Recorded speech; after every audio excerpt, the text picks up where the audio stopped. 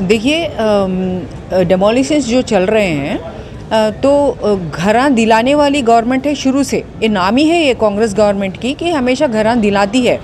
तो आज जो डेमोलिशंस हो रहे हैं वो डेमोलिशंस की तौर पे नहीं देखना चाहिए, बल्कि मूसी नदी को, उसकी आवाम को अपनी नदी लौटाने का जो एक प्रक्रिया शुरू हुआ है, एक मूवमेंट जैसा जो शुरू हुआ है, उसके तहत में उसकी पोल्यूशन भी निकालनी पड़ेगी, उसकी एंक्रोचमेंट भी निकालनी पड़ेगी।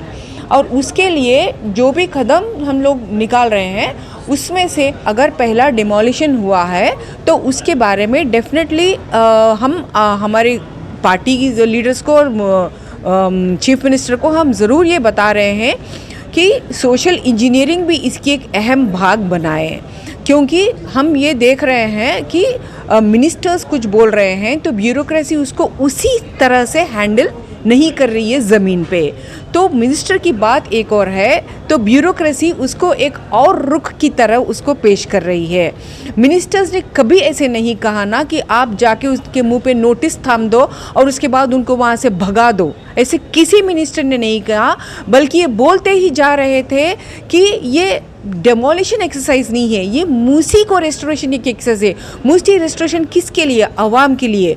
और बार बार chief minister, deputy chief minister, honourable ये बार बार बताते जा रहे हैं कि हम में गलतियां हैं, हमको बताओ, हम एक्सपर्ट्स नहीं हैं, आप सुझाव दो, और कोई आइडियाज़ है आपके पास तो हमको दियो। ये किसको बोल रहे हैं? पूरी ओपोजिशन को बोल रहे हैं, पूरी आवाम को बोल रहे हैं। तो हमारे ऊपर अपनी ये अब जिम्मेदारी हो गई कि हम पेश करें गवर्नमेंट को कि भाई आपकी ये गलती है, ज़रा संभलिए, लीजिए ये प्लान हमारा, क्योंकि यही पूछ रहे हैं। इतनी जिम्मेदार सरकार है तो उनको अपन गलतियां भी हो रही, शायद वो खुद बोल रहे हैं कि गलतियां हो सकती है, तो बताओ। तो लिहाजा रिस्पॉन्सिबिलिटी अब हमारे ऊपर है कि हम गवर्नमेंट को बताएं।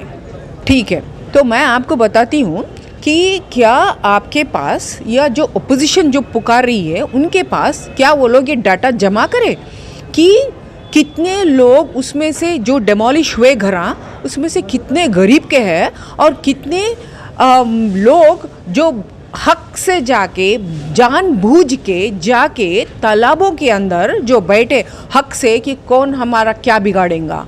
ये दोनों की कुछ डाटा निकाले, अपोजिशन ने डाले आज तक मीडिया के सामने, आपके सामने, कि भाई इतने घरा गिराए हैड्रा ने और उसमें से इतने सारे मासूम हैं और ये पूरे के पूरे मासूम है। एग्जाम्पल 1 ले लीजिए, अगस्त 10 को जब शुरू हुआ था हैड्रा का डेमोलिशन, किसका गिरा?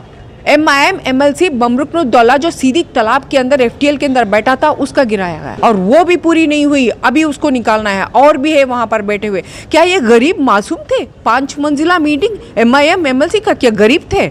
आइए तमिड़ीकुंटा के ऊपर 10 साल से 2014 में यही KCR की गवर्नमेंट उसको गिराने गई थी, वापस आ गई नहीं गिरा के।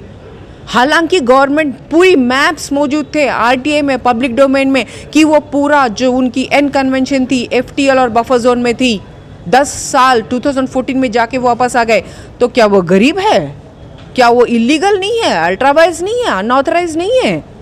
तो बात ये है कि इन लोगों के पास जो तोहमत लगा रहे गवर्नमेंट पे, उनके पास डाटा होना चाहिए कि ये हाइड्रा 1 2 3 4 10 डेमोलिशंस करे या 100 डेमोलिशंस करे तो उसमें से कितने अनऑथराइज्ड, अल्ट्रा वायर्स, इलीगल थे, और कौन भाई उसमें जो हक से कौन हमारा क्या बिगाड़ेगा बोल के एक रुबाब से कौन बैठा था, और कौन थे वो जो एक डर से थे, अंदर एक डर से थे कि भाई कब हमारा क्या होगा, हम गरीब है, हमारे पास छत नहीं है। ऐसे कितने लोग थे?